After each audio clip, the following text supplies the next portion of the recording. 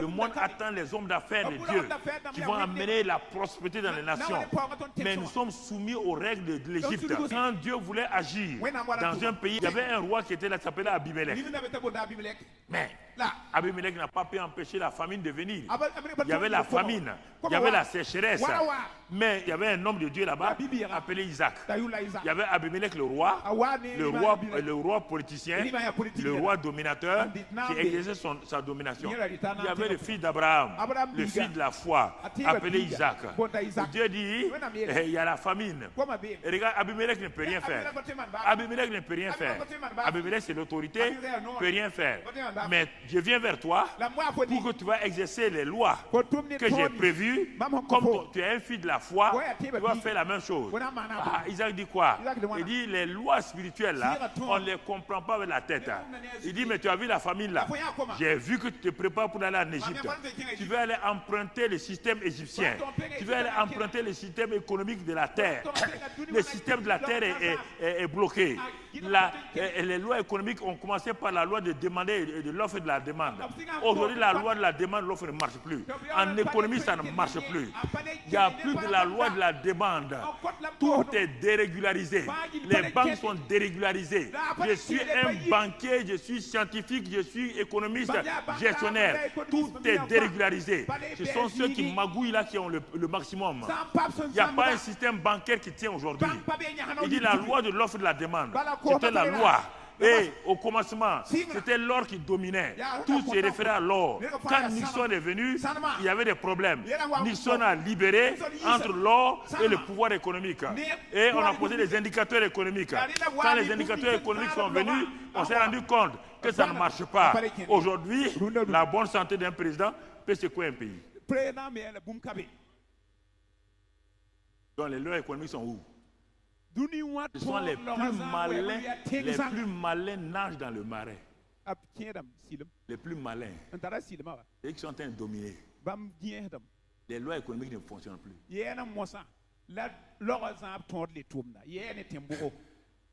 Les grandes organisations sont venues tout bouleverser. La loi de l'offre et de la demande. Si le marché est correct, les holdings viennent mettre leurs pieds dans l'affaire. Les grandes entreprises viennent mettre leurs pieds. Ils ont tout dérégularisé. C'était ça comme au temps d'Abimelech. Dieu dit, ce n'est pas un problème ça. Tu vas aller en Égypte. Non, les lois économiques d'Égypte sont à terre. Écoutez, Dieu vous a... Je ne comprends pas. Je ne comprends pas. Comment un chrétien peut échouer dans les affaires? J'ai dit à Dieu, il fallait me faire de moi un homme d'affaires. Vous allez voir comment j'allais dominer dans les affaires. Vous avez tous les secrets. Vous avez tout. Des employeurs assis en employés. Parce que vous touchez seulement 2 millions dans une ONG. Pas vous touchez 3 millions.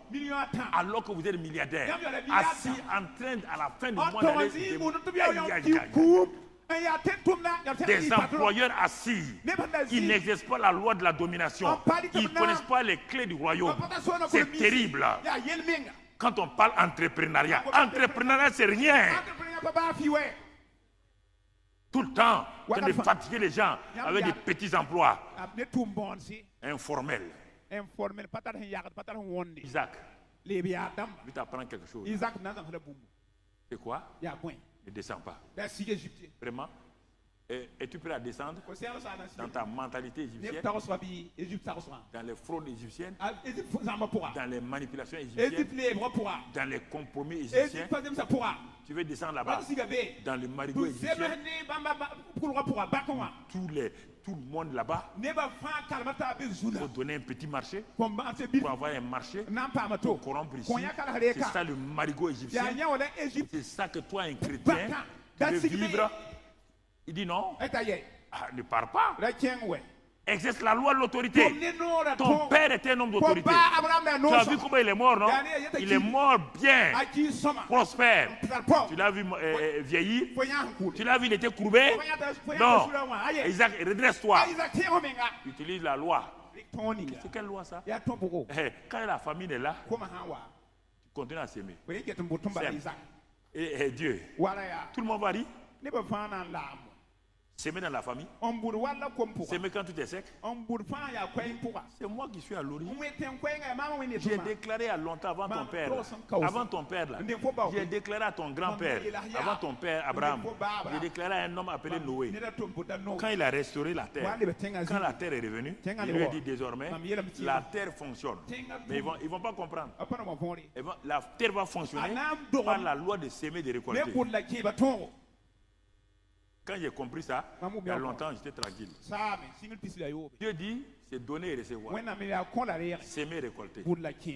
Quand tu sèmes dans la vie des gens, tu ne parles pas d'argent seulement. Tout.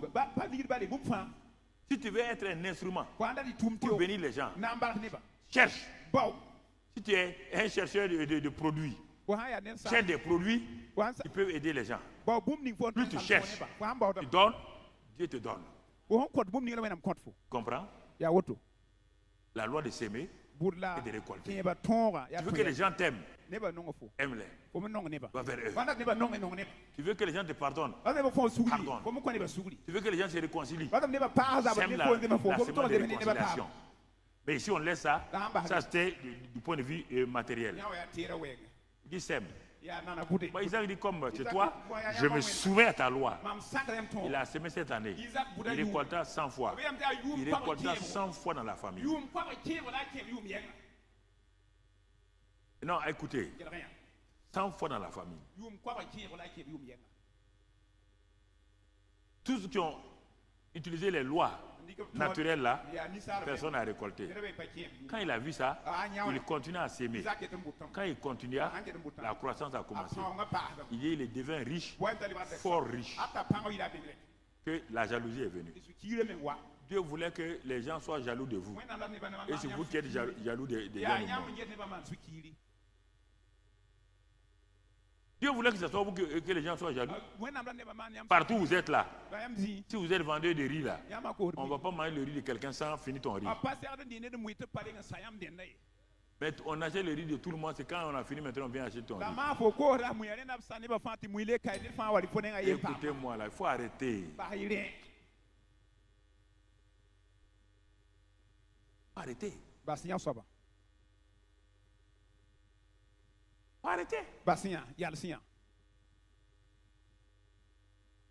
Et là, il a commencé à déboucher des puits. On n'a pas le temps. Une autre fois, je vais vous donner ça. Il a sémé sans les puits. Il a récolté sans les puits.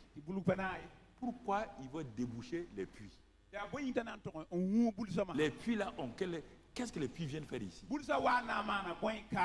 Regardez, sans pluie, il a récolté. Sans puits, il a récolté. Il continue à récolter. Mais pourquoi il débouche les puits que son grand-père, son père avaient creusés et que les Philistins avaient fermés? Pourquoi les Philistins ont fermé les puits là? Ça, c'est tout un séminaire.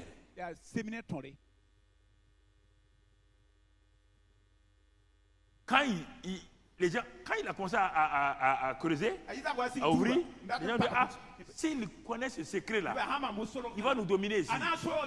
Ils sont venus fermer. Il est parti plus loin. Ils sont venus fermer. Quand maintenant, la troisième fois, il a fait ça, Abimelech dit non, le gars a un secret. On va le voir. Ils sont venus avec lui, ils disent on ne te fait plus la guerre. Voici un pacte. C'est comme ça que les chrétiens doivent dominer. Le monde doit venir signer un pacte.